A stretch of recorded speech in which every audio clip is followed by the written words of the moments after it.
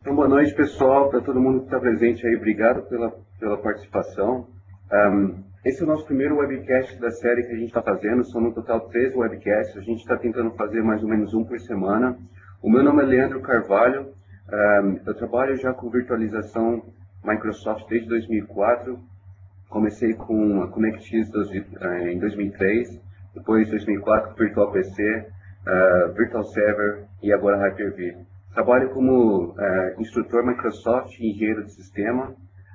Trabalho não só com virtualização, mas com Windows Server, Exchange, SharePoint, outras ferramentas também. Francisco, quer fazer a apresentação aí? Francisco e Thiago. Oi, pessoal, boa noite a todos aí. Meu nome é Francisco Ferreira, eu sou especialista em virtualização, sou MCITP em virtualização e em Windows 7 também.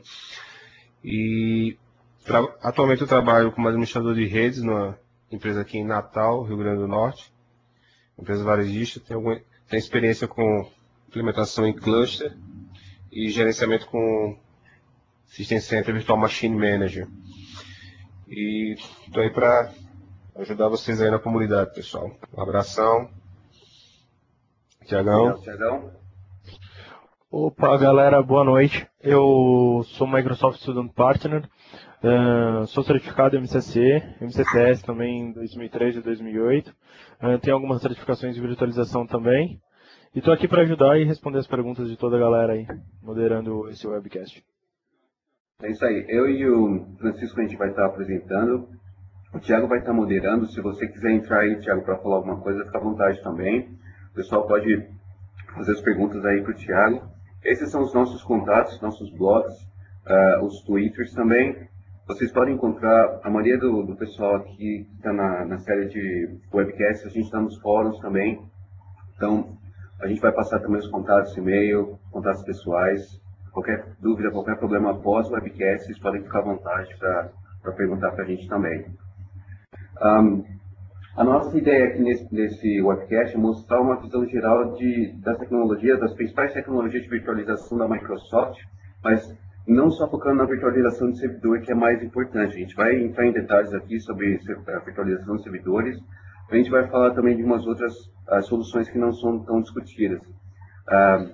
Virtualização em estágio de usuário, por exemplo, virtualização desktop, virtualização de aplicação, e depois a gente vai falar um pouco sobre data center dinâmico.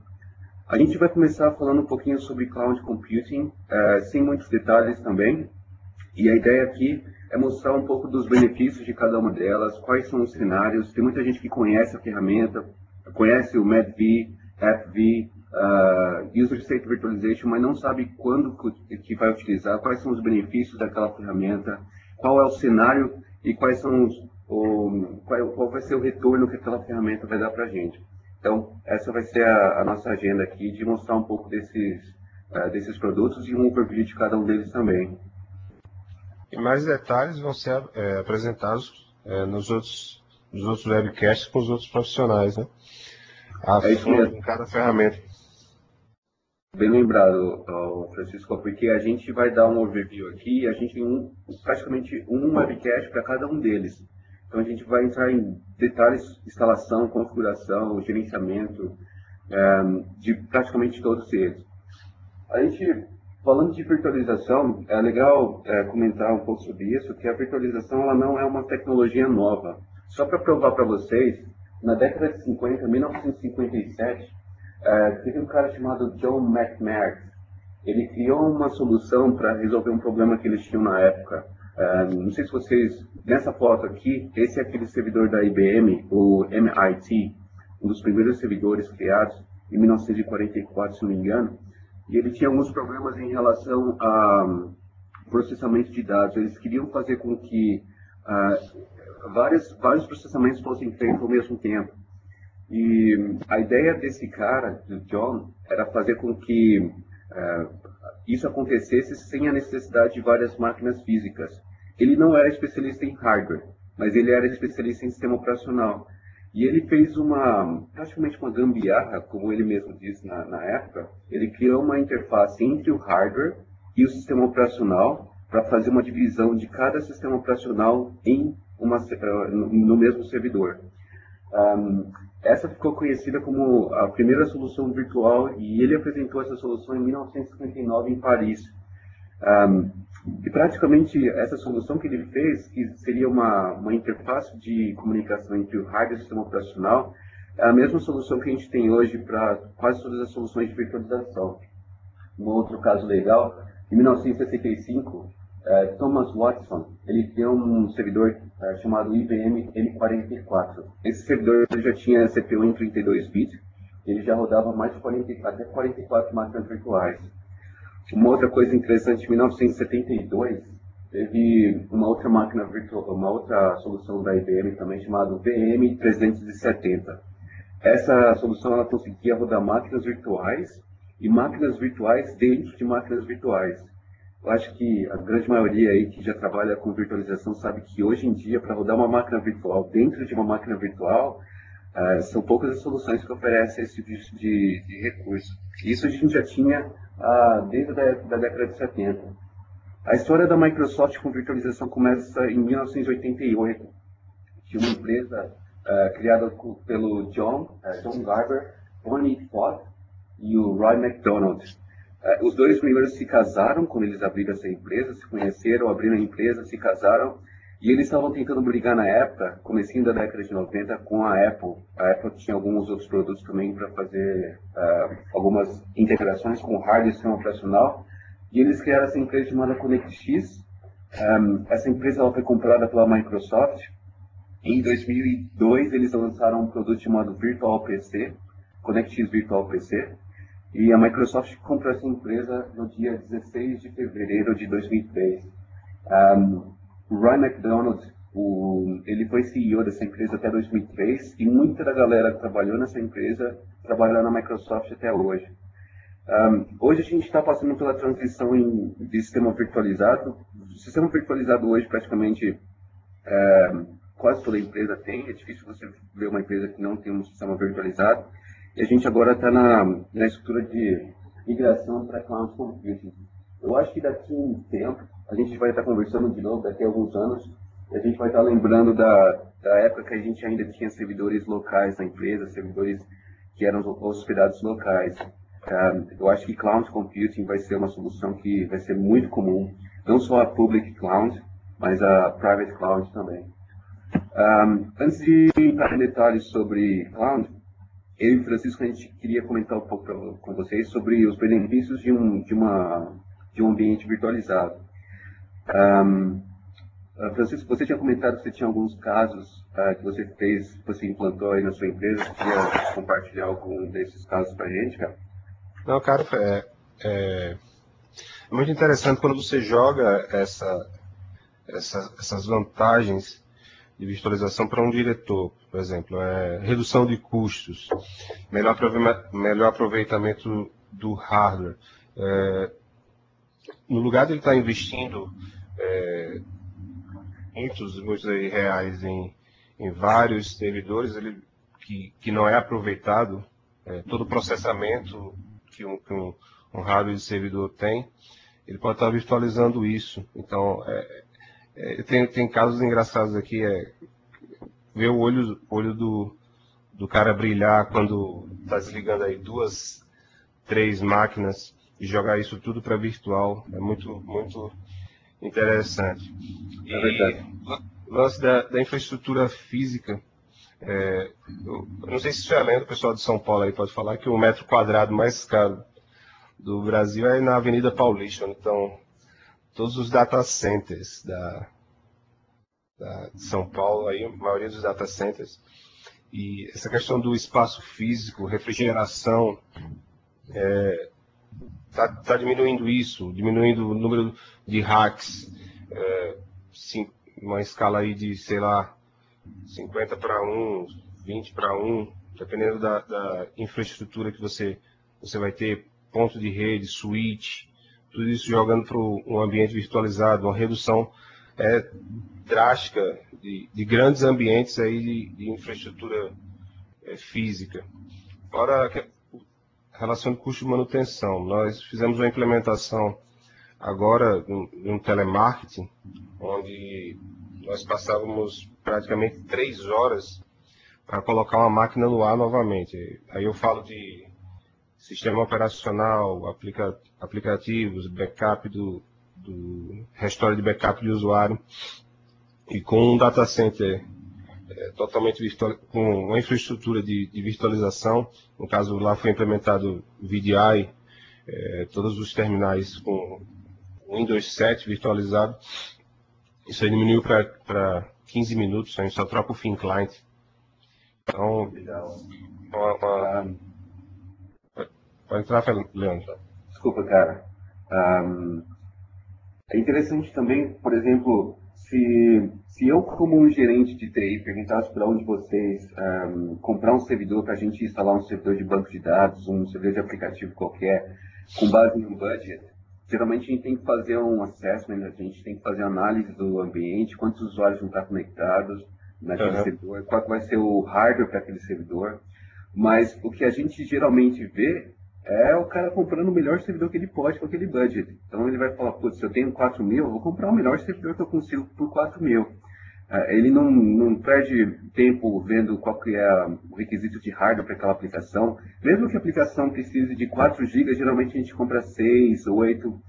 E esse é um dos grandes problemas que a gente tem no ambiente. A gente tem um monte de servidor rodando lá em produção, a gente não está usando mais que 10%.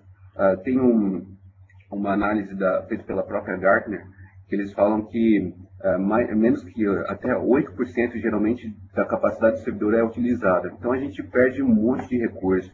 Eu vou dar um exemplo simples para vocês: servidor de DHCP, servidor de DNS, servidor de Active Directory.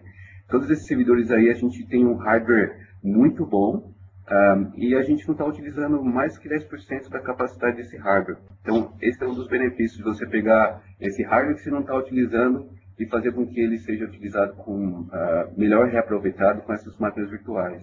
A questão de espaço físico também, que o Francisco falou, tem muita empresa que não tem espaço físico hoje, então esse custo de manutenção, espaço físico, refrigeração é um desafio sim para quase todo o data center.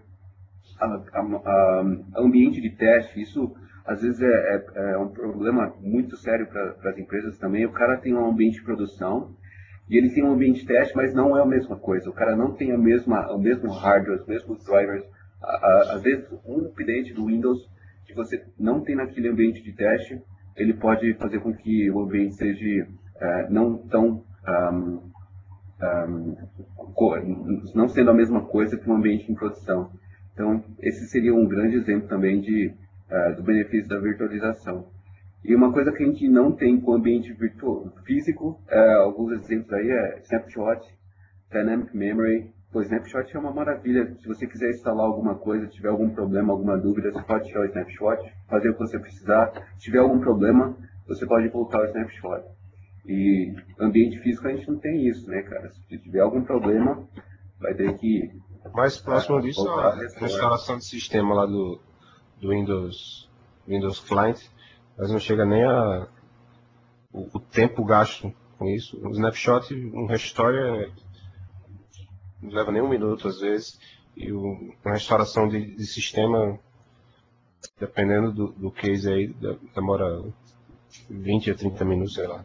É verdade. Bom, falando aqui de alguns fatos, como quase toda empresa eles têm a necessidade, estão migrando para o ambiente virtual, e uma prova disso é que 1 em 4 servidores hoje em dia, ele é um servidor virtual. Em 2012, a estimativa com base no IDG é de mais de 40% de servidores que eles vão ser virtualizados. E as empresas elas estão investindo muito, não só na infraestrutura, mas também em profissionais. E isso que dá para perceber que o mercado está um pouco meio que em falta em relação a profissionais de virtualização. Então tem muito, às vezes, alunos, pessoal que está começando na área, eles perguntam, pô, Leandro, qual que é a dica que você dá para começar a estudar, você vê que é alguma coisa que no futuro vai dar certo. Cloud Computing e virtualização, acho que para mim são os top. Aqui mesmo, na Austrália, se vocês entrarem em qualquer site de busca de emprego, tem várias vagas para especialista de virtualização e não tem praticamente ninguém para suprir essa necessidade. Então, É fato hoje que as empresas precisam de especialistas de virtualização, e também é fato que a gente precisa correr atrás de certificação, correr atrás de especialização, não só em Microsoft, mas em geral mesmo. E essas são algumas coisas interessantes aí, de que com certeza a virtualização ela vai estar movendo aí uma boa parte das futuras contratações no ambiente de TI. Então, para o pessoal aí que precisa atualizar a certificação, precisa buscar um novo rumo na carreira aí, a virtualização hoje praticamente quase para todo profissional de TI, ele está precisando saber um pouco sobre isso.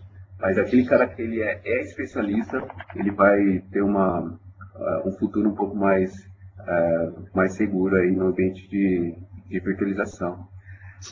O caminho para a certificação, para se tornar MCITP em virtualização, são apenas 3 provas. É um caminho relativamente até curto para alcançar esse título. Agora, precisa dominar todas essas tecnologias que foram faladas aqui no início, né? Virtualização de desktops, virtualização de apresentação, virtualização de servidores. São 3 provinhas bem legais de se fazer.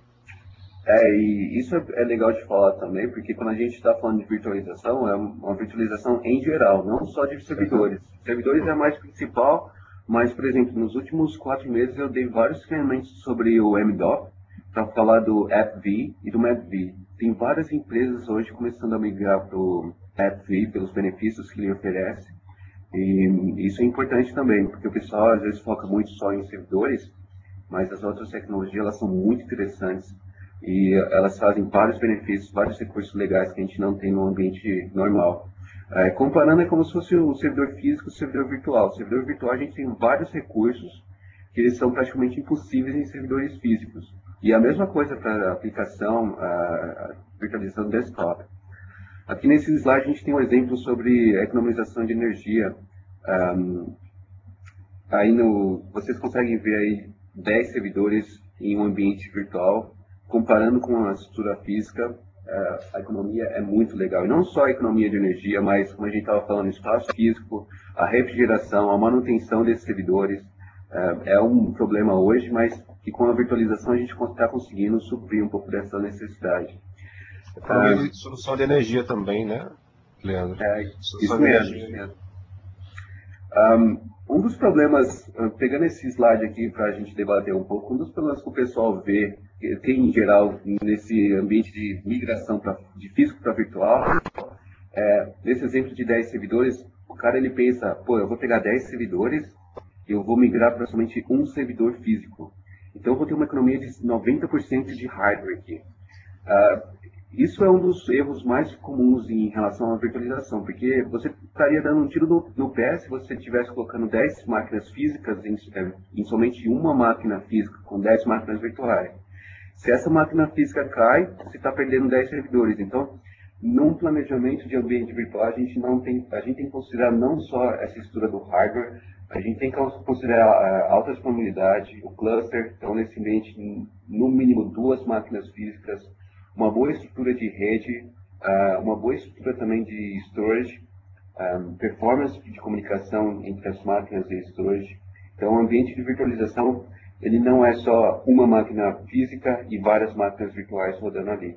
Dependendo da aplicação do servidor que você tiver ali, a economia de hardware ela não vai ser alguma coisa como 90%, 80%. Mas você vai ter uma economia, mas o custo com storage, com servidores físicos, às vezes ele vai passar um pouquinho mais do que a gente estima. E aqui a gente dá início às tecnologias de virtualização que a gente tem hoje em dia. Virtualização de servidores, perdão. A gente tem aí o Hyper-V, a última versão 2082 com o Service Pack 1.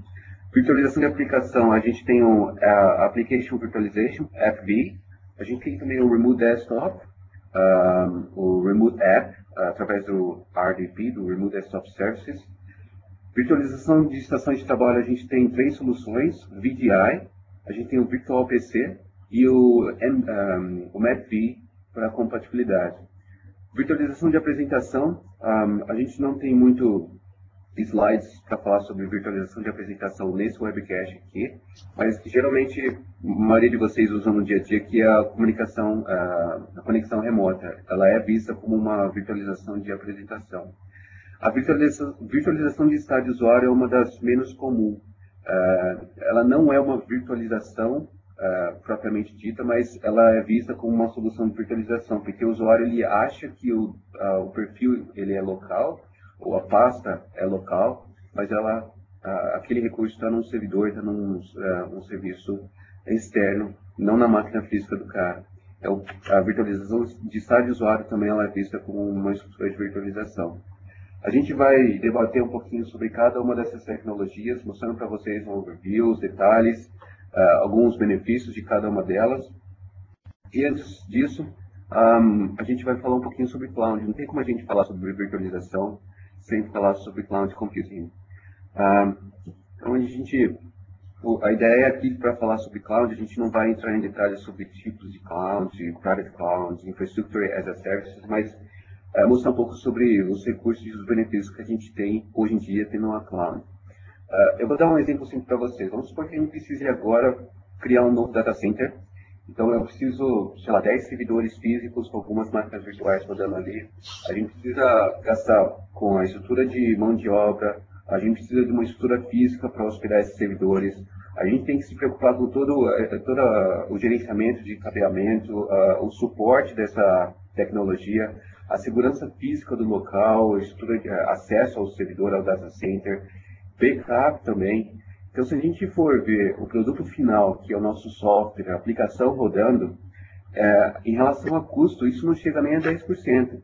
Então, se você quiser criar uma estrutura de servidores para ter uma solução final, como um servidor de Exchange, um servidor de aplicação de SharePoint da vida lá, você vai estar gastando um dinheiro, uma grande quantidade aqui em relação a custo operacional, e o resultado final ele vai ser mais o resultado que a gente realmente precisa, que é o usuário final acessando o front-end, ele não é nem 10% dos gastos que a gente tem.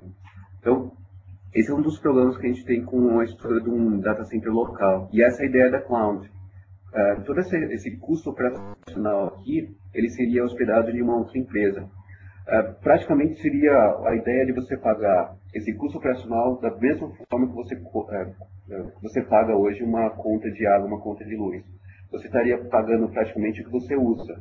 Então, por exemplo, esse mês, Francisco, você precisa de um servidor e a gente está planejando o mês que vem um workload um pouco maior. Então, a gente hoje tem 100 usuários, mas mês que vem a gente vai ter um evento, a gente vai precisar de 300 usuários conectando aquele servidor. Eu vou precisar de mais hardware, mais memória.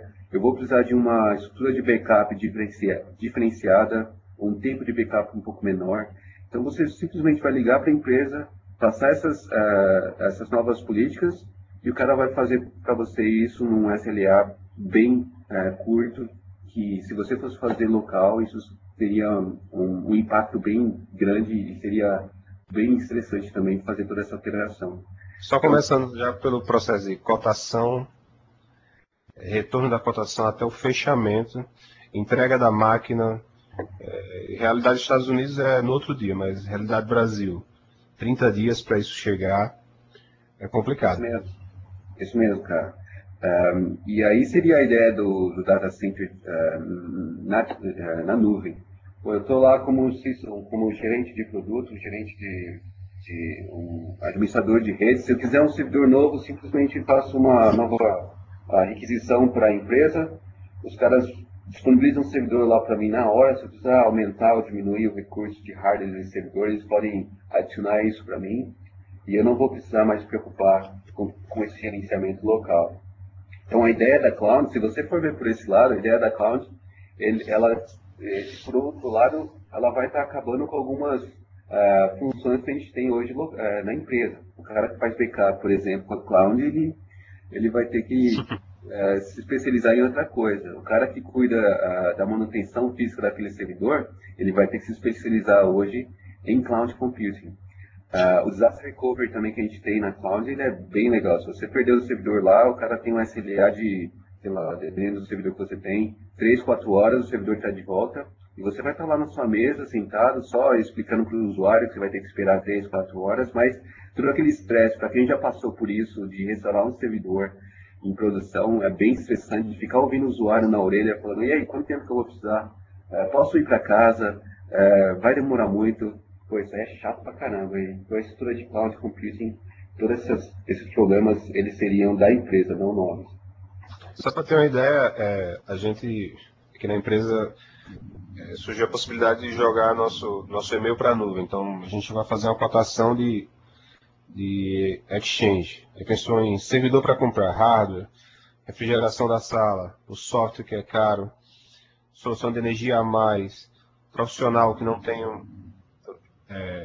profissional de Exchange é caro para manter e dar suporte. Então a Microsoft hoje, falando em relação à nuvem, ela já oferece isso na forma do Beeples e do Office 365. O Office 365 ainda para ser lançado, mas em relação ao Beeples, Exchange Online, SharePoint Online, Office Communicator e Live Meeting.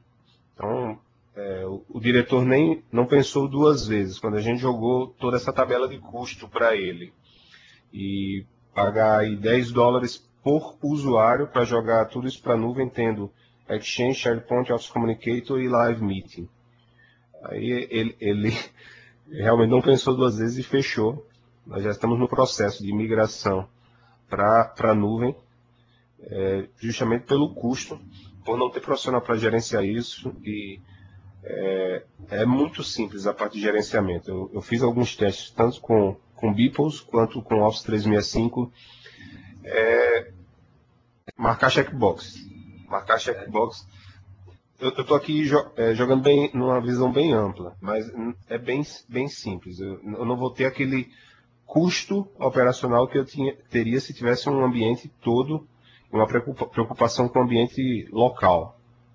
É bem legal mesmo, porque, por exemplo, o Office 365, o BPOS, se você for criar uma estrutura, se você for comparar com o ambiente normal, o usuário final, a experiência é praticamente a mesma. Quase todos os recursos que ele tem no servidor normal, ele vai ter com o usuário final lá usando o Outlook, por exemplo.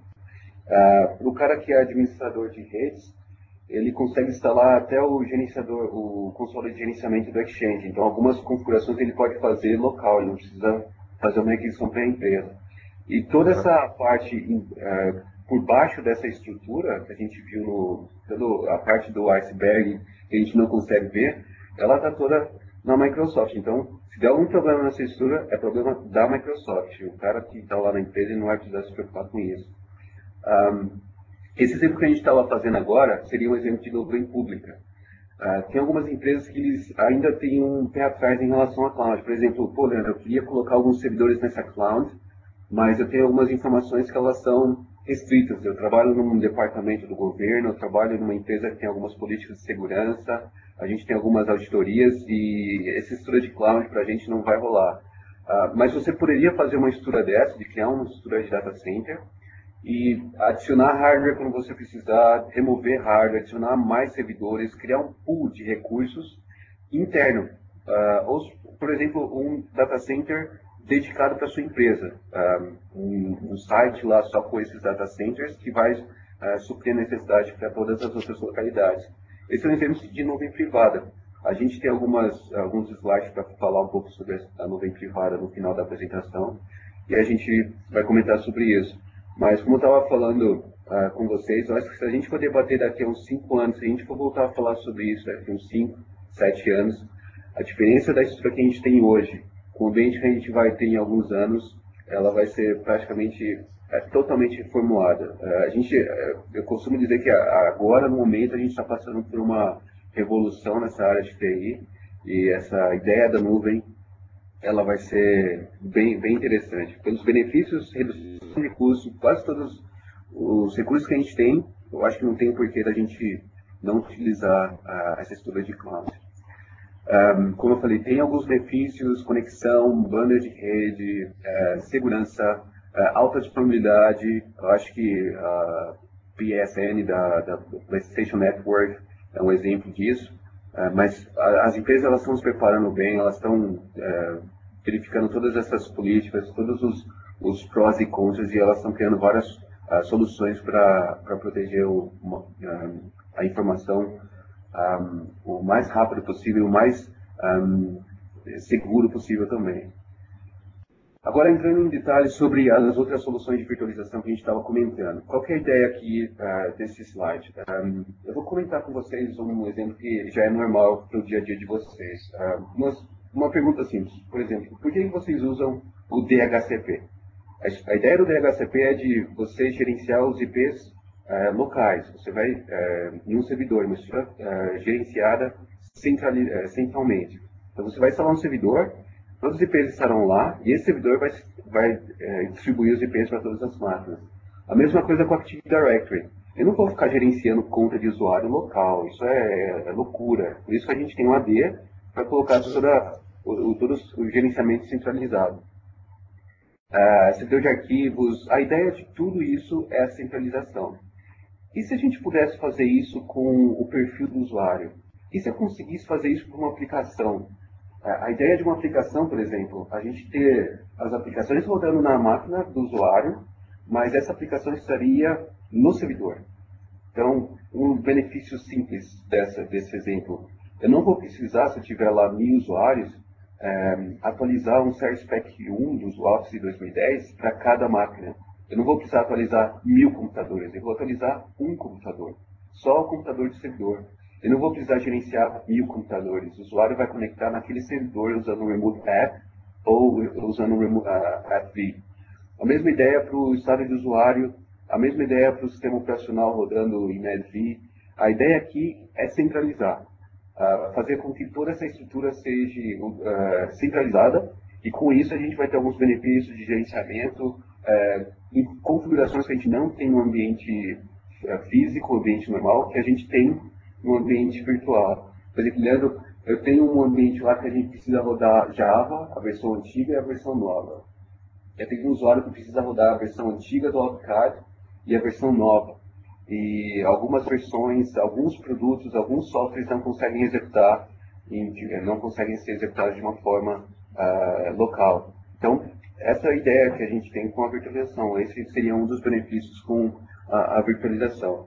Então, a gente vai entrar em cada um dos detalhes aqui, cada uma das camadas. A gente vai começar falando agora sobre a virtualização de estado de usuário. Essa é uma das menos comuns de se ver em relação à virtualização.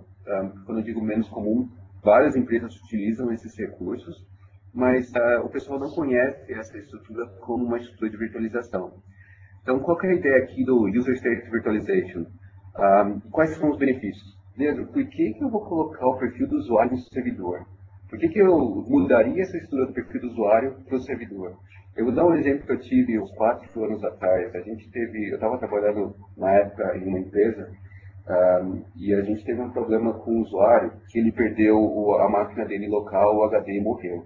E ele era um gerente, diretor da empresa. Aí ele chegou na TI e falou: Leandro, eu perdi meu HD, morreu, e eu preciso daquele arquivo de volta. Eu falei: não tem como voltar o arquivo. Se você perdeu o arquivo e ele estava local, não tem jeito. O cara começou a discutir comigo, ele falou: não quero saber, você tem que voltar o arquivo. Ele foi muito ignorante. E aquela, eu acho que foi a segunda ou a terceira... qual que é o nome que eu tinha esquecido que a gente tinha comentado no fim de semana? Advertência. Advertência, desculpa. A gente estava comentando no fim de semana e eu esqueci desse nome de novo. Eu tomei a segunda advertência por causa do usuário, cara. Eu não tenho paciência com o usuário, então eu já mandei o cara dar um rolê, já comecei a falar um monte de coisa. O cara era corintiano também. E aí, bom, eu não vou entrar em detalhes, mas eu comecei a falar um monte com o cara queria o arquivo, enfim. O arquivo realmente era super importante. Mas a ideia aqui, geralmente o cara tem um local na rede, o cara tem lá uma unidade mapeada para o servidor, mas às vezes o usuário ele não é inteligente o bastante para mover o arquivo para aquela unidade. A gente tem que explicar para o cara, mesmo sabendo, o cara coloca o arquivo nos meus documentos, o cara coloca o arquivo no meu desktop. Então a ideia aqui seria de fazer com que todos esses arquivos ficassem no servidor. A gente teria uma solução de backup naquela pasta. Se o cara perdesse, se o cara tivesse algum problema, você poderia restaurar esses arquivos, o cara poderia acessar esses arquivos de qualquer lugar, qualquer máquina, não importa a máquina que ele tivesse. Isso é bom para aqueles departamentos de marketing, telemarketing, que o cara não tem uma máquina física. Ele primeiro chegar, senta na máquina que estiver disponível. Então, não importa qual é a máquina, a experiência do cara vai ser a mesma. Aí vem uma outra dúvida, mas, pô, Leandro, o cara vai colocar o perfil no servidor? Então quer dizer que meus documentos, minhas músicas, meus vídeos vão estar no servidor? Então o cara vai usar o meu servidor como um servidor de backup particular. Ele vai trazer os 10 GB de MP3 que ele tem na casa dele, os 20 GB de vídeo, 30, se departamento de TI, 30 GB só de vídeo pornô. O que eu vou fazer com isso? E por experiência própria, o usuário vai fazer isso. Para quem tem servidor de arquivo com essa solução, o usuário vai salvar esse tipo de arquivo no servidor. Aí uma ideia é de usar o User State Virtualization junto com o File Server Resource Manager do Windows Server 2008, o FSRM, e a gente consegue criar algumas políticas. O cara conseguir tem só 1 GB lá de espaço no servidor, chegar a 90% desse espaço, ele recebe um e-mail com aviso, ele recebe um relatório com os arquivos menos acessados, os maiores arquivos que ele tem naquela pasta, ele consegue usar esses relatórios para identificar o que ele pode apagar, o que ele não pode. 95% ele recebe um segundo aviso já com uma ameaça: se você passar de 98, eu vou matar um membro da sua família e vou arrancar um dos seus braços. O cara já começa a diminuir os arquivos que ele tem no servidor. E para quem trabalha com servidor de arquivos sabe que esse é um dos problemas que a gente tem também, espaço em servidor. Baseado na Gartner, geralmente a gente passa, cada ano, o servidor de arquivo cresce mais de 100% em relação a armazenamento. Então, às vezes, esse é um dos problemas. E aí a gente tem essas duas soluções. O Roaming Profile, que é aquela configuração que a gente tem no perfil do usuário na Active Directory, e o Folder Redirection. A ideia do redirecionamento de pasta é de redirecionar só aquela pasta específica do perfil do usuário. O Roaming Profile, você já consegue redirecionar todo o perfil, áreas de trabalho, favoritos, meus documentos, todas as pastas do perfil. Mas se você quiser somente uma pasta específica, o redirecionamento de pasta seria um pouco mais interessante. O próximo aqui a gente já começa a falar sobre virtualização de desktop. Esses são os 3 produtos que a gente tem sobre virtualização desktop: o VDI, o Windows Virtual PC e o MadV. Então, falando um pouco sobre o Windows Virtual PC, é só uma ferramenta simples, sem nem gerenciamento centralizado, onde você consegue criar umas máquinas virtuais. O Windows Virtual PC pode rodar até 4 máquinas virtuais locais, com Windows XP, Vista 7. Você não precisa pagar a licença. O único problema dele é que você não consegue rodar sistemas de 64 bits. A Microsoft está planejando algumas novidades para o novo sistema operacional Windows 8, então vocês vão ver algumas novidades em relação a isso, sobre o novo cliente de virtualização. E a ideia do Windows Virtual PC é que você também consegue utilizar o Windows XP Mode para compatibilidade. Um outro produto que a gente tem é o MadV. Tem muita gente que não sabe direito para que a ideia do MadV. O Windows Virtual PC, a gente tem o Windows XP Mode, como eu falei agora. O Windows XP Mode ele é só para compatibilidade. O usuário ele vai abrir uma aplicação que só roda no Windows XP, através do Windows 7, e essa aplicação vai aparecer como se fosse uma aplicação local. O usuário ele não vai ter a ideia de que ele está rodando uma aplicação virtual através do Windows XP. Então, para quem tem problema de migração, para quem está passando por migração, tem problema aí de compatibilidade, o Windows XP Mode ele vai ajudar.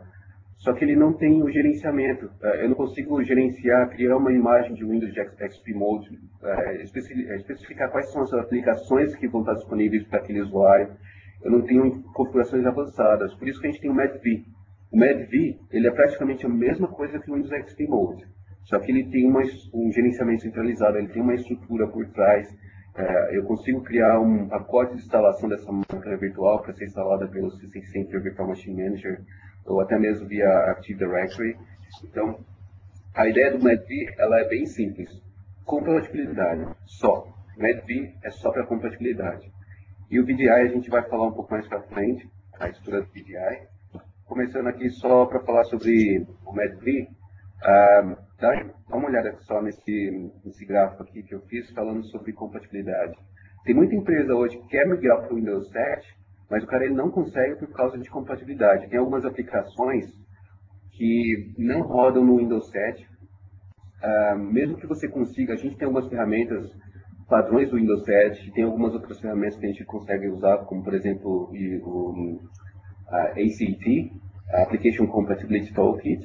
Essas ferramentas eles conseguem resolver mais que 70%, 80% dos problemas de compatibilidade de aplicação do Windows XP rodando no Windows 7. Mas tem aquela ferramenta, aquela aplicação interna que às vezes não vai rolar. Para essas ferramentas, às vezes o cara precisa migrar o aplicativo primeiro para depois migrar o sistema operacional. E esse custo de migrar a aplicação, às vezes é mais caro do que a própria migração do sistema operacional. Às vezes o cara que desenvolveu a aplicação, ele morreu, a aplicação é mais de 20 anos que está na empresa. Para quem trabalha com banco, sabe que tem aplicação antiga pra caramba, aplicação em DOS. Para quem tem uma aplicação interna, às vezes é difícil ter uma documentação daquela aplicação para saber se a gente consegue mudar a estrutura dela para rodar no Windows 7. Então a ideia do MedV é de acelerar a migração para o Windows 7 sem você se preocupar com essas compatibilidades. Então, para ligar que você não consegue rodar no Windows 7, o MedV conseguiria ajudar e o cara teria tempo para modificar a aplicação, alterar a aplicação para rodar sem o MedV. Mas se caso for preciso fazer essa migração e a aplicação não rodar no Windows 7, o MedV vai ser a solução. Então, só para deixar bem claro, o MedV ele é só uma solução para compatibilidade. A ideia dele é a mesma ideia que o Windows XP Mode, praticamente a mesma coisa, mas você tem mais recursos e tem mais funcionalidades no MedV, uma estrutura por trás. O MedV, por exemplo, tem um redirecionamento web. Se você estiver lá no Windows 7 precisando acessar uma página do Internet Explorer 6, o MedV automaticamente abre o Internet Explorer 6 da máquina do Windows XP. Então, esses são alguns dos exemplos aí que a gente tem com o MedV, que a gente vai conseguir resolver esses problemas de compatibilidade. O VDI, você tinha comentado com esse estudo que você implantou o VDI em uma das empresas que você trabalha também. Você quer compartilhar alguma coisa aí com a gente? A minha implementação foi jogar vários desktops remotos com a infraestrutura de Hyper-V nessa implementação de telemarketing que a gente colocou lá. Mais pra frente eu vou estar falando também do Windows Phone PC, que a gente adotou lá. E a nossa virtualização é o seguinte: a gente tem terminais virtuais com o Windows 7 virtualizado sobre o Hyper-V e máquinas remotas, thin clients, com o cliente Windows 7 acessando essa solução de VDI, esse desktop completo da máquina do usuário, com e-mail, Office, toda antivírus, como uma máquina praticamente completa do usuário. Legal. A ideia aqui do VDI seria aquela mesma ideia que eu comecei falando sobre a centralização que a gente tem com os servidores como o DHCP, o servidor de arquivos, Active Directory. A ideia aqui é centralizar o desktop. Um bom exemplo aqui, sei lá, se tem um departamento de vendas, o cara ele tem que acessar uma aplicação de qualquer lugar, de qualquer dispositivo. Ele tem que acessar esse aplicativo que está interno na empresa. Ele tem que acessar isso da internet. Ele tem que utilizar o desktop dele de qualquer lugar, não importa qual que é o recurso que ele está utilizando. Você pode utilizar aquele thin clients, conexão através do portal do Remote Desktop Services, e todo esse recurso ele estaria disponível numa máquina virtual que está lá na empresa. Então, na empresa você teria um servidor chamado Remote Desktop Virtualization Host. Esse é o servidor instalado com o Hyper-V. E lá teria várias máquinas virtuais para o usuário utilizar. Quando o usuário abrir a interface de conexão, ele vai conectar no Connection Broker. Connection Broker é uma outra função do Remote Desktop Services. Ele vai autenticar o usuário na Active Directory e aí ele vai disponibilizar a máquina virtual do usuário através de conexão no Remote Desktop. O usuário estaria usando a máquina virtual numa máquina local, como eu disse, em client ou da casa dele. As aplicações que ele precisa estaria naquela máquina virtual, todos os recursos gráficos que a gente precisa, Aero, o Aero Glass, todos esses recursos eles estariam disponíveis também através dessa máquina virtual. E o cara poderia estar utilizando essa máquina de qualquer lugar. Então, todo o gerenciamento daquele desktop ele seria feito de uma forma centralizada. Todos esses desktops seriam no servidor. A gente tem dois métodos para usar o VDI. A gente tem um pool de máquinas virtuais. A gente tem uma máquina particular para cada usuário. Não sei se vocês já viram no 2008 R2, quando você abre o Active Directory, tem uma nova aba chamada Personal Virtual Desktop. Então você pode falar, ó, esse usuário aqui, eu quero uma máquina virtual só para ele. Então quando ele fizer logon, ele vai ter a máquina virtual, todas as configurações estarão lá, vai estar tudo salvo quando ele fizer logout. E quando você utiliza um pool de máquina virtual, você teria lá 10 máquinas virtuais, o usuário conectaria aquele pool, o sistema teria, o Connection Broker procuraria qual que é a máquina melhor para aquele usuário, a máquina disponível entre as 10. O usuário usaria aquela máquina, quando ele fizesse logout, os Hyper-V reverteria o snapshot. Então tudo que ele salvar, ele seria descartado. Aí seria uma ideia de utilizar o VDI com Roaming Profile, Folder Redirection. Tem alguns vídeos no TechNet, explicando sobre como criar a estrutura de VDI, passo a passo, servidor, como criar uma máquina virtual para o VDI, como preparar essa estrutura para o VDI. Eu acho que o Francisco pode explicar melhor. Um dos problemas do VDI é o operacional. Se você for dar o Windows 7 lá, eu vou precisar de 1 GB de memória, eu vou precisar no mínimo 1 GB de memória. Essa máquina vai consumir um monte de recursos daquele meu servidor físico. Então, às vezes, a gente vai precisar de vários Windows 7 rodando naquela máquina virtual física. E, às vezes, isso pode ser um problema. Eu acho que uma das soluções é o TeamPC. Você comentou aí, Francisco. O Windows Sim PC foi lançado agora dia 1º de julho, a versão final dele, e ele está disponível para quem tem contrato de Software Assurance. É o Windows com algumas funcionalidades reduzidas, um Windows muito performático, já vem com SP1, então ele já vem com as features novas que o SP1 para 2008 R2 agregam, que é o Dynamic Memory e o Remote FX. E foi bem visível, Leandro, lá na implementação da empresa. Nós utilizávamos o Windows 7 Enterprise como client, por causa do RDP. Se for usar um Linux, por exemplo, ele não tem a mesma versão do RDP utilizado no servidor. Então, você tem lag de tela, você tem não tem uma experiência mais rica em utilização da máquina virtual. Quando a gente migrou de Windows Enterprise como cliente para o Windows Sim PC, foi muito perceptível. Os usuários deram um retorno para a gente. Poxa, a máquina ficou mais rápida, mas a máquina virtual é a mesma, só o sistema do Thin Client que foi trocado. Então é um investimento que a Microsoft está fazendo, era um nicho que ela não tinha alcançado ainda, e com a disponibilização do Windows Sim PC, ela fecha essa brecha que existia. Eu acho que a solução de VDI está completa agora. Legal. Passando aqui agora para falar sobre a virtualização de aplicação, a gente vai falar um pouco sobre o AppV. A ideia do AppV é de criar Quando a gente instala uma aplicação normal, a gente tem vários recursos daquela aplicação local na máquina. Você tem, durante a instalação, o sistema precisa criar arquivos daquela aplicação local, a aplicação às vezes tem serviços também, toda a configuração dela é local. A ideia do AppV é fazer com que todos esses recursos da aplicação estejam dentro de um pacote. Para ficar mais fácil para definir essa solução, é como se fosse uma bolha. Todos os recursos da aplicação serão executados através daquela bolha. E quando você abre a aplicação, ela não precisa ser instalada, porque todos os recursos que são criados da instalação estão já inclusos naquele pacote. Então, um dos benefícios, já para começar, é que a aplicação precisa ser mais instalada. Para quem tem aqueles programas que precisam de 2, 3 horas para instalar, várias configurações depois da instalação, agora pode ser bem simples. O cara pode chegar lá no servidor de AppV, especificar que eu quero aquela aplicação para aquele usuário.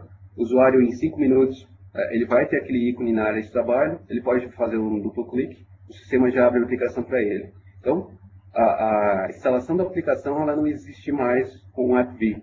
A aplicação é executada através dessa bolha. E aí, como vocês podem ver, você pode ter mais que uma aplicação rodando ao mesmo tempo e elas são totalmente independentes. Então, se você tiver uma aplicação que não pode executar junto com uma outra aplicação por causa de alguma compatibilidade, o AppV ele conseguiria resolver esse problema. A gente consegue executar o AppV local. Você pode fazer a criação dessa aplicação e pode copiar esse pacote através de um pendrive pela rede, ou você pode, através do servidor, disponibilizar essa aplicação via streaming.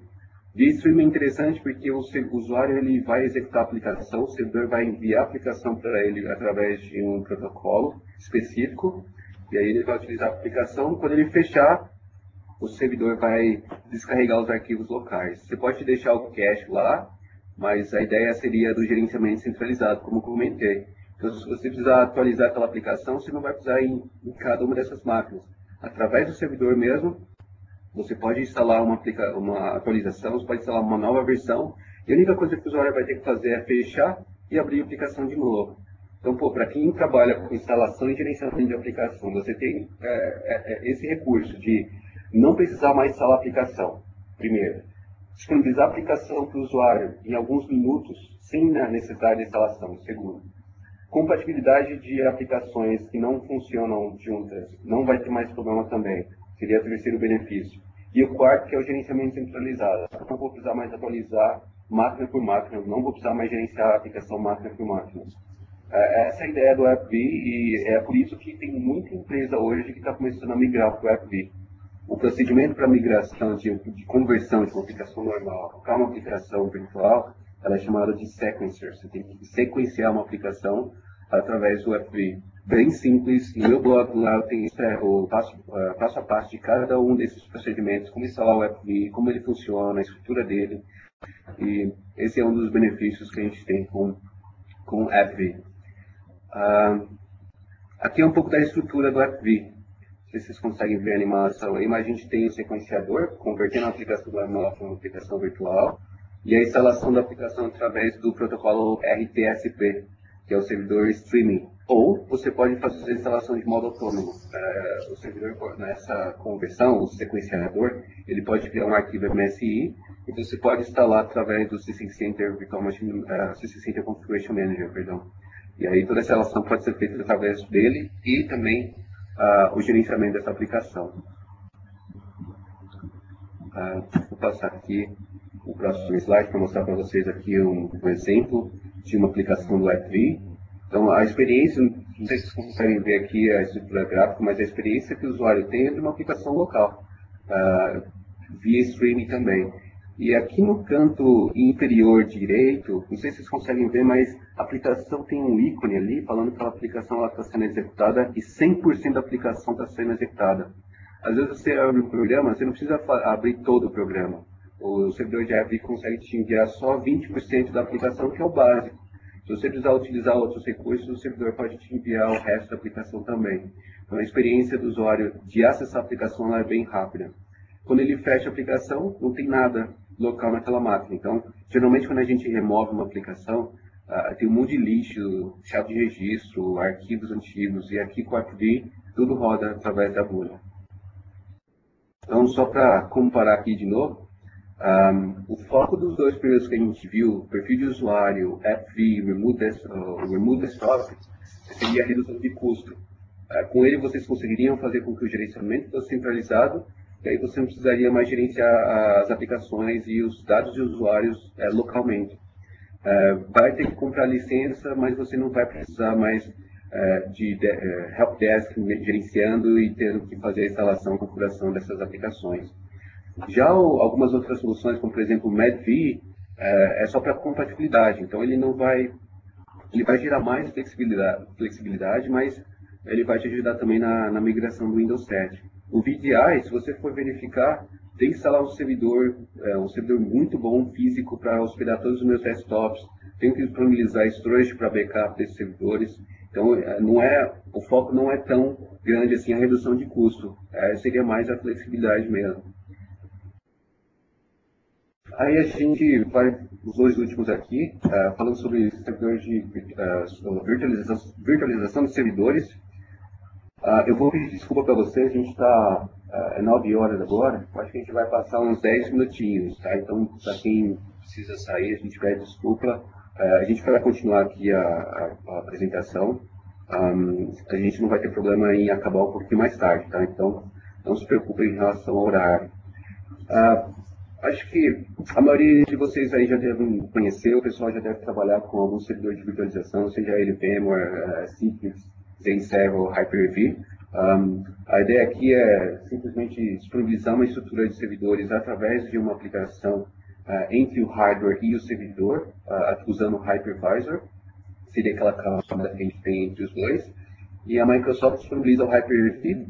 Aqui nesse slide a gente tem alguns detalhes sobre os limites do Hyper-V, o que a gente consegue com o Hyper-V, a capacidade que a gente tem dele agora com o Live Migration, os novos recursos de cluster, o Cluster Shared Volume, por exemplo, a estrutura de máquinas virtuais que a gente consegue rodar hoje em dia, a limitação é de 384 máquinas por máquina física, mas esse é um limite para você ter suporte. Não quer dizer que você não consiga rodar mais. Tem alguns testes da Microsoft que tem mais que 2.000 máquinas virtuais rodando em somente uma máquina física. Mas para ter o suporte, o limite é 384. A gente tem também o limite de processadores, 4 processadores virtuais, 64 GB de memória por máquina virtual. Então, tem muita gente que usa uma outra solução, por exemplo, se a gente for comparar com a VMware, com o Zen, a VMware consegue ter até 8 processadores virtuais, a nova versão já consegue, eu acho que mais de 16 processadores virtuais, eu não me lembro. A nova versão do VMware consegue também ter 1 terabyte de memória por máquina virtual. Então, se você precisar criar uma máquina virtual que precisa, sei lá, de 300 GB de memória, 7 processadores virtuais, agora, essas soluções seriam as melhores para você. Agora, se você, comparando o nosso ambiente, não o ambiente que a gente tem hoje em dia, francamente, eu acho que às vezes é difícil da gente ter uma máquina física com mais de 64 GB de memória. Eu acho que esse limite hoje, para a nossa necessidade, ele ajuda pra caramba. 4 processadores, esse pode ser um problema. A gente teve uma demonstração no PDC, alguns meses atrás, da nova versão do Hyper-V com 16 processadores. E o time de virtualização comentou com a gente que esse não é o limite ainda. Aquela foi uma demonstração com 16 processadores, mas a nova versão a gente está esperando muito mais que isso. Esses limites aqui que a gente está vendo agora, vocês não vão ter problema nas versões futuras. Se você for querer comparar, Leandro, eu acho que para mim, para o meu ambiente, eu vou ter que instalar lá o VMware, porque eu preciso de uma máquina virtual com 1 TB de memória. Então, legal, se você precisa de 1 TB de memória, só em relação à licença, você vai precisar, usando a nova licença agora da VMware, você vai precisar de uma licença da VMware chamada Enterprise Plus. Essa licença ela suporta 48 GB de memória que você pode utilizar com quantas máquinas virtuais você quiser. Se você quiser 1 TB de memória para a máquina virtual, você vai precisar de 21 licenças dessas. E em relação a custo, uma licença é $22.000. Então, para simplificar, uma máquina virtual rodando 1 TB de memória, só de licença, nesse ambiente você precisaria gastar $462.000. Só de licença para aquela máquina virtual. Se você, comparando duas máquinas dessa, você consegue comprar um Private Quest 1802 da Fujitsu. Esse servidor ele tem 80 processadores Core E7, ele tem 2 TB de memória, 16 HDD com 600 GB de memória de capacidade, no máximo 9.6 TB de HDD, 16 interfaces de rede e 40 slots de PCI. Esse servidor está em volta de $900.000, mas é o preço que você pagaria com duas licenças dessas máquinas rodando na VMware. Então eu não vou entrar em detalhes aqui qual que é o melhor, qual que não é. Como eu falei, depende do seu ambiente. Esse seria um ambiente melhor. Por exemplo, Leandro, eu sinto falta da adição de memória quente que a gente não tem no Hyper-V. Então, acho que aquela solução vai ser melhor para você. Mas se você quiser utilizar os recursos, praticamente 90% desses recursos que a gente tem hoje na VMware, a gente tem hoje no Hyper-V. E um dos benefícios do Hyper-V seria a solução de virtualização gratuita que a gente tem. Não sei se é esse PowerPoint. O próximo.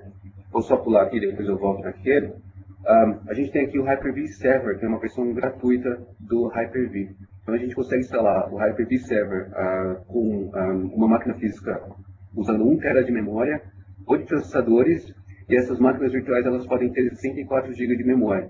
Então cada máquina com 64 GB, você tem a máquina virtual com até 4 processadores, e um dos benefícios aqui com o Hyper-V Server é que além de ser gratuito, coisa que também os concorrentes têm, a gente tem alta disponibilidade com cluster, e a gente pode utilizar o recurso de movimentação de um nó para o outro nó, chamado Live Migration, também é gratuito.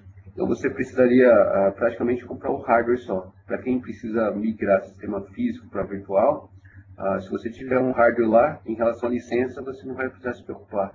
Então, já ouvi falar que a galera costuma dizer, não, Hyper-V não é gratuito.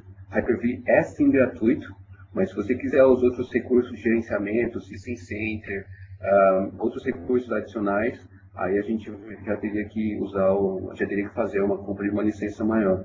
Mas as funções que a gente tem hoje no Hyper-V normais, a gente tem com o Hyper-V Server, e todas elas são gratuitas.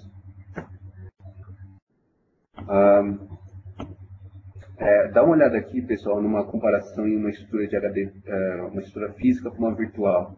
Esse slide aqui foi disponibilizado pela Microsoft e mostra um pouco da diferença entre eles. É legal mostrar que a diferença não é tão grande. Por exemplo, o cara chega lá, pô, Leandro, eu tenho um servidor lá e eu preciso muito I/O de disco, e eu queria saber se eu vou perder muita performance desse disco. Aí aqui nesse slide vocês conseguem ver que a perda de performance ela não é tão grande como a gente pensa. Em alguns ambientes a gente nem consegue perceber essa perda de memória, de performance. Esses são os dados usando disco fixo. No Hyper-V a gente tem o disco fixo e o disco dinâmico. Esses são exemplos de disco fixo. A diferença entre eles não é tão grande também, mas esse exemplo aqui mostra que às vezes a gente não precisa se preocupar. É claro que se você tiver um servidor lá que estiver rodando a 100% de capacidade, usando o máximo de I/O de disco, esse servidor não vai ser legal a gente virtualizar. Mas qual que é o servidor que a gente tem hoje que está rodando acima dessa capacidade? Qual o servidor que você tem hoje que está rodando acima de 80% da capacidade? Então, às vezes, é difícil a gente ter esse servidor em produção, e é por isso que é tão simples a migração para o ambiente físico para virtual. Francisco, quer adicionar alguma coisa aí, cara? Existe a documentação no site da Microsoft para as melhores práticas para cada ambiente, né? Para ambiente de SQL, para ambiente de Exchange, para qual solução você quiser. Então, com certeza vão existir cenários que você não vai poder migrar, mas dependendo, dá uma olhadinha na documentação, as melhores práticas, eu creio que talvez na maioria dos casos isso vai ser possível. Legal. Aqui a gente fala um pouco sobre Live Migration, que é o recurso de movimentação de uma máquina virtual de um servidor físico para o outro, em cluster. E a ideia aqui é de ajudar o administrador de rede quando ele precisar fazer alguma manutenção naquela máquina física. Por exemplo, Leandro, eu preciso instalar uma atualização do Windows naquela máquina, eu preciso fazer uma manutenção de hardware naquela máquina, mas eu tenho um servidor de produção lá que eu não posso parar. Então você vai poder movimentar esse servidor para uma outra máquina física em produção, sem nenhum downtime para o usuário, e ele vai continuar utilizando a máquina sem nenhum problema. O Live Migration, a ideia dele é só realmente nesses exemplos de manutenção de hardware, quando você precisar de mais recursos numa máquina virtual, quando aquela máquina física não conseguir suprir essa necessidade, a gente pode mover para uma outra máquina, e essa outra máquina consegue adicionar esse recurso para a gente. Mas se você precisar, o Live Migration ele não é um recurso que você vai ficar movendo máquina de um lado para o outro, como se fosse jogando ping-pong lá com as máquinas virtuais. Eles são só mesmo para esse tipo de ambiente que a gente precise de flexibilidade de gerenciamento da máquina física e da máquina virtual. Um dos benefícios que a gente tem com Quer falar alguma coisa, Francisco? Nós atualizamos há pouco tempo, passamos para o SP1, depois que ele foi disponibilizado, nosso ambiente lá, e tivemos essa experiência lá. Jogamos através do SCVMM um host em estado de manutenção, ele migrou automaticamente, uma por uma, máquina virtual para o host que não estava em manutenção. Fizemos o upgrade do SP1, retornamos, voltamos ele para online, colocamos o outro host em estado de manutenção e fizemos o upgrade do ServicePack 1 no segundo host. Legal. Um dos benefícios que a gente tem no ServicePack 1 do Hyper-V 2008 R2 é o Remote FX e a memória dinâmica. A ideia do Remote FX é de apresentar numa máquina virtual a mesma interface gráfica que a gente tem numa máquina física. Todo aquele Aeroglass, todo o recurso gráfico que a gente tem, aquela transparência do Windows, todo aquele recurso você pode ter através de uma máquina virtual rodando um VDI, por exemplo. Então a experiência do usuário para utilizar o Windows ela vai ser praticamente a mesma que uma máquina física. E outra que, para mim, uma das melhores que a gente teve, que seria a memória dinâmica. Para explicar um pouco sobre a memória dinâmica, a gente tem algumas perguntas aqui, e às vezes alguns problemas que o administrador ele enfrenta no ambiente de gerenciamento de servidores. Se a gente precisar instalar um servidor que precisa de uma quantidade específica de memória, por exemplo, um servidor de aplicação que na documentação fala que a gente precisa de 10 GB de memória, a gente vai utilizar 10 GB de memória naquele servidor. Mas você nunca vai utilizar 10 GB de memória. Ou, se você for utilizar, vai ser só naquele fechamento de mês, vai ser só naquele dia específico que você vai ter um pico de utilização. Mas, no dia a dia, aquele servidor não vai utilizar nem mais que 20% desse recurso. Então, esse é o problema do servidor. A gente não sabe, às vezes, quanto de memória que a gente precisa. Quando a gente utiliza aquela quantidade de memória, o servidor acaba utilizando mais ou menos que isso. Então, a ideia aqui seria, e se a gente conseguisse pegar esses servidores e fazer com que a memória fosse compartilhada? E se um servidor que eu tenho tivesse menos memória sendo utilizada e eu conseguisse mandar essa memória para um outro servidor que precisa de mais recursos, mais memória? Então, essa é a ideia do Dynamic Memory. Ele vai conseguir fazer com que os servidores sejam iniciados com a memória inicial, sejam startados com uma memória padrão.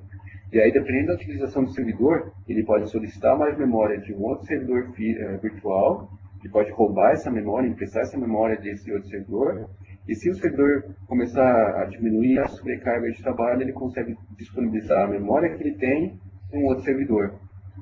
Então, essa seria a ideia que resolveria muitos problemas que a gente tem hoje em relação à utilização de memória. Isso é uma das novidades que a gente tem no Windows Server 2008. 2008, ServicePack 1, perdão. Isso me economizou. Pode falar. Isso me economizou a compra de um servidor recentemente. Aqui eu cheguei quase ao limite de utilização de memória dos meus servidores. Com o upgrade para o SP1 e com a disponibilidade do Dynamic Memory, eu aloquei as máquinas que tinham Windows 7 com 512 inicial e 2 GB máximo. Então, as máquinas que tinham anteriormente 2 GB de topo, elas começam com 512 e à medida que isso vai sendo requerido, abrindo mais aplicativos, recurso sendo sugado da máquina, ela vai chegando ao topo de 2 GB. Então, não foi necessário, visto que os servidores também já estavam topados, já estavam no limite do hardware também. Então eu não precisei comprar outro servidor devido a essa feature do Windows Server 2008 R2. Legal. Por causa do horário aqui, eu não vou conseguir fazer a demonstração, mas dá uma olhada, essa seria a demonstração. Somente abrir uma configuração de uma máquina virtual, e como vocês podem ver ali, na configuração de memória, a gente pode colocar qual que é a inicialização da máquina. A máquina vai inicializar com 256 MB de memória, e ela vai ter no máximo, por exemplo, 4 GB. Então, dessa memória aqui, 20% eu vou querer disponibilizar para uma outra máquina se ela precisar. E ali embaixo tem o weight, o peso da memória. Então, esse servidor eu preciso de um peso 20. Eu tenho outro servidor que eu tenho um peso 40. Então, se os dois precisarem de memória ao mesmo tempo, o segundo servidor ele vai ter mais prioridade. E aí que a máquina vai começar a gerenciar a memória dela, vai começar a emprestar e a pegar emprestado a memória das outras máquinas com base nessas configurações. Então, esses são os novos recursos que a gente tem de Dynamic Memory no Windows Server 2008 R2. Aqui falando sobre uma das novas funcionalidades do Hyper-V 3, a nova versão do Hyper-V do Windows Server do Windows 8. Essa é a única informação que a gente pode compartilhar no momento. A gente não pode falar dos outros novos recursos, mas esses são os que a gente pode comentar aqui. O primeiro é o Hyper-V Replica. Se você tiver um servidor aqui, um data center em outro lugar, se você quiser fazer uma estrutura de backup centralizada, se você quiser replicar essa máquina virtual de um servidor para o outro, esse é o exemplo aqui do Wizard para fazer essa replicação. São praticamente 6 cliques que você precisa fazer para adicionar uma réplica de uma máquina que você tem para uma outra máquina física. A estrutura por trás disso ela é bem simples, ela não requer nenhum pré-requisito. Você tendo lá 2 servidores Hyper-V, você consegue habilitar o Hyper-V Replica. Não tem problema de hardware, software de terceiro, não precisa fazer nada. Já vai ser disponibilizado por padrão no Windows 2008, no Windows 8. Isso não vai ter nenhum custo também. E o outro benefício que a gente vai ter vai ser mais que 16 processadores por máquina virtual. Não só processadores, mas a gente vai ter novos limites para a memória. Todos os outros limites que a gente tem hoje eles vão estar bem melhores no Windows 8. E por enquanto a gente não pode entrar mais em detalhes, mas para cada nova informação que a gente tiver, que a gente possa compartilhar, vocês podem acompanhar lá no blog. A gente vai estar compartilhando informações com vocês lá. Em relação ao gerenciamento, só para finalizar aqui, essa é a última, falando sobre o gerenciamento com a família System Center. Quando a gente começa a virtualizar os servidores, começa a ter vários servidores virtuais, a gente precisa de algumas padronizações. Por exemplo, Leandro, eu queria fazer uma instalação de servidor utilizando alguns padrões. Por exemplo, servidor de banco de dados, eu preciso desses padrões. Servidor de arquivo, eu preciso de um padrão específico. Eu tenho que fazer essas configurações toda vez, manualmente. Eu queria fazer também uma automatização, eu queria fazer a instalação desses servidores automaticamente. Eu não quero fazer step by step, eu não quero ficar clicando next, finish, eu quero que isso seja feito automaticamente. Não importa qual a solução que eu tenho, eu quero fazer isso para VMware, para Microsoft e para Citrix com o Zenserver. Então, a ideia aqui é de que quando você tem muitos servidores virtuais, é necessário um gerenciamento centralizado, é necessário você utilizar essas políticas para utilizar melhor essa estrutura virtual, o gerenciamento dessa estrutura virtual. E essa é a ideia da família de System Center. A gente tem alguns produtos aqui, como o System Center Virtual Machine Manager. A gente vai entrar em mais detalhes sobre esse, mas ele seria um servidor para gerenciar o ambiente virtual. O System Center Operation Manager, ele conseguiria monitorar esse ambiente para você. Então ele conseguiria monitorar a máquina física, a máquina virtual e a aplicação que você tem nessa máquina virtual. As 3 camadas de virtualização, de monitoramento, vocês poderiam fazer através do Operation Manager. E para backup, Disaster Recovery, a gente teria o System Center Data Protection Manager. Aqui seria um exemplo que a gente tem de integração com o System Center, o System Center Virtual Machine Manager e o Operation Manager, chamado de Pro Tips. O exemplo que eu tenho é da minha sogra, Dona Teresa. Ela é vendedora de Tupperware. Então, eu não lembro qual que é o dia, se era sexta ou se era segunda, mas eu acho que segunda-feira todas as vendedoras têm que fazer o upload das vendas no site da Tupperware. E por esse motivo, às vezes o site é muito lento. E ela estava comentando comigo, acessando o site, a minha mulher estava comigo também, e eu lembro que eu pensei, se eles tivessem o System Center Configuration Manager e o VMM, o Operation Manager conseguiria monitorar esse site web. Se esse site precisasse de mais recursos, por exemplo, de mais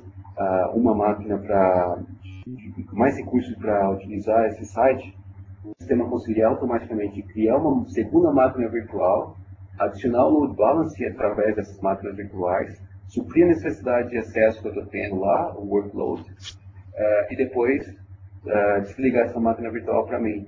Então, não sei se vocês conseguem ver aí no PowerPoint, mas esse é o exemplo de adicionar essa segunda máquina virtual no servidor web, de adicionar esse segundo host aí como Network Load Balancing. Nesse exemplo aqui, eu tenho que clicar em Implement, eu tenho que fazer isso manualmente. Quando eu clicar ali, o sistema automaticamente faz para mim. Mas eu posso adicionar isso como um método automático, o sistema pode automaticamente fazer isso para mim. Então, esse seria um exemplo de TI dinâmico, de Infrastructure as a Services, a estrutura de TI trabalhando e fazendo as configurações automaticamente para você. Aí aqui tem um exemplo, não sei se vocês conseguem ver aí a animação, mas esse é o exemplo que eu demonstrei da minha sogra. Uma máquina física com várias máquinas virtuais, uma máquina virtual precisando de mais recurso. Aí nesse exemplo, o Operation Manager poderia mandar uma mensagem para o Virtual Machine Manager, o VMM poderia habilitar o Live Migration dessa máquina e mover para um segundo host, adicionando mais recursos naquela máquina. E esse seria o exemplo de um data center dinâmico. Aqui nesse PowerPoint, se você tiver lá um portal web em que o desenvolvedor possa entrar nesse portal e solicitar uma máquina, por exemplo, eu sou desenvolvedor, preciso agora de um servidor de banco de dados, um servidor de aplicação e um servidor de web. Todo esse processo poderia ser feito através de um portal web. O administrador poderia aprovar essa solicitação e o sistema conseguiria pegar os recursos que você tem no pool ali, servidores, recursos de rede, storage, e todo o ambiente por trás disso conseguiria instalar tudo isso para você automaticamente. Esse é o exemplo de uma private cloud. Isso é uma private cloud. O usuário final, no exemplo de um desenvolvedor conseguindo solicitar um servidor através de um portal web, e você tendo um pool de recursos ali para disponibilizar esses recursos sem nenhuma integração do administrador. Tudo isso seria feito em background. Aí aqui tem um exemplo dessa estrutura de cloud computing, de private cloud. Se você precisar de uma máquina virtual, por exemplo, e não saber qual é o host que vai conseguir hospedar aquela máquina, aqui no exemplo a gente tem 4 máquinas físicas, e o sistema consegue enxergar qual que seria a melhor máquina para hospedar aquela máquina virtual. E aí o sistema conseguiria adicionar mais recursos, remover mais recursos com base nos limites que você especifica. Então, se você precisar de mais recursos, menos recursos, o sistema pode automaticamente mover essa máquina para um outro host com base nas suas necessidades. Esse é o novo System Center Virtual Machine Manager 2012. Esse é um exemplo de um Source Template. A gente consegue aqui instalar várias máquinas virtuais com um simples clique. Aqui no exemplo eu tenho um servidor de banco de dados, um servidor de aplicação e um servidor de web. Um web farm aqui para disponibilizar uma aplicação, um servidor, um SharePoint, por exemplo. Clicando ali em Deploy, no ícone verde no topo ali, o sistema consegue fazer a instalação de tudo isso sem nenhuma intervenção humana. Então, basicamente, você consegue criar uma estrutura de servidores usando um template, sem nenhuma intervenção. Eu preciso de um ambiente de teste agora com 10 servidores. Você usando o Service Template, alguns cliques, o sistema conseguiria mostrar para você qual que é o melhor host para hospedar aquela máquina e qual que seria a configuração com base nesse template. E aí o exemplo que vocês têm aí é uma máquina física hospedando 4 máquinas virtuais, 3 máquinas virtuais naquele host. E, pessoal, eu acho que é isso. Esse é os links que a gente tem aqui para mais informações sobre as informações que a gente postou aqui na apresentação. Eu queria pedir desculpa para vocês pelo tempo que a gente estourou, quase meia hora a mais aqui, 20 minutos a gente estourou. Esses são os links que a gente tem, como eu falei, o fórum. Se vocês precisarem de alguma informação, precisarem de alguma dica, quiser compartilhar alguma informação, lá no fórum tem um monte de galera, galera profissional, bom pra caramba lá pra responder. O pessoal lá fica dando um F5 para ver se tem nova pergunta. Você pode responder, o cara tem uma resposta em menos de 1 minuto. O Gustavo, o Emerson, o Thiago. Eu estou moderando lá também o fórum e a gente fica um pouquinho lá do nosso Um tempo, pouquinho. do dia ou da noite, né? Para responder e para Agora ficou atender a mais galera claro. da comunidade. Enfim, Sempre. 24/7, é só fazer a pergunta lá, não precisa esperar, só apertar o F5 que você já vai ver a resposta lá. E a resposta não é uma simples resposta, não. Tem uns caras que escrevem um livro de resposta lá para você, falando de tudo que você precisa fazer. Então, uma dica aí para você é utilizar o fórum lá da Microsoft. Tem alguns vídeos também no site da Microsoft sobre AppV, MadV, Hyper-V, A nuvem série privada. Aprender. Isso, as séries são bem legais, várias informações bem legais lá para quem não conhece, quer mais informações.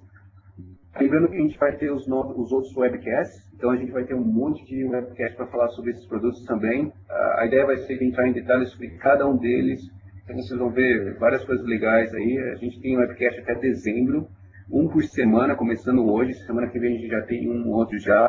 Se não me engano, é o Gustavo que vai apresentar, não me lembro.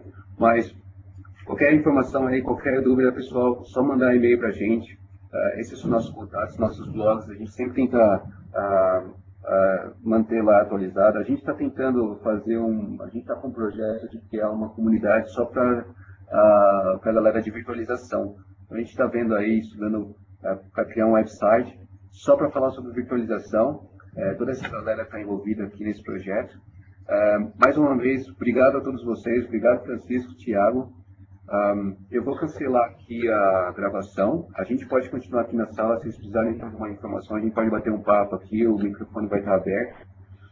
Você quer adicionar alguma coisa, Francisco, Thiago, antes de eu cancelar aqui a gravação? Não, só mais Agradecer apenas a galera também. Vem, Ferreira. Não, pode falar. Não, agradecer a galera que tá aí com a gente. É isso, contato de todo mundo tá aí, a galera é fera mesmo. O Leandro tá um pouco longe da gente, mas ajuda sempre no que for possível e no que for impossível ele também tá aí para ajudar. É isso. Agradecer ao Leandro aí pela oportunidade e agradecer também pela iniciativa de chamar essa turma aí para fazer esses webcasts, porque a comunidade precisa disso, precisa desse compartilhamento de informação. Os outros webcasts também vão ser muito bons. E a ênfase aí na série Aprender lá do TechNet, os vídeos estão muito bons, são vídeos em português, uma qualidade muito boa, tanto de vídeo como de áudio. Eu sou fã de carteirinha da série Aprender lá da Microsoft.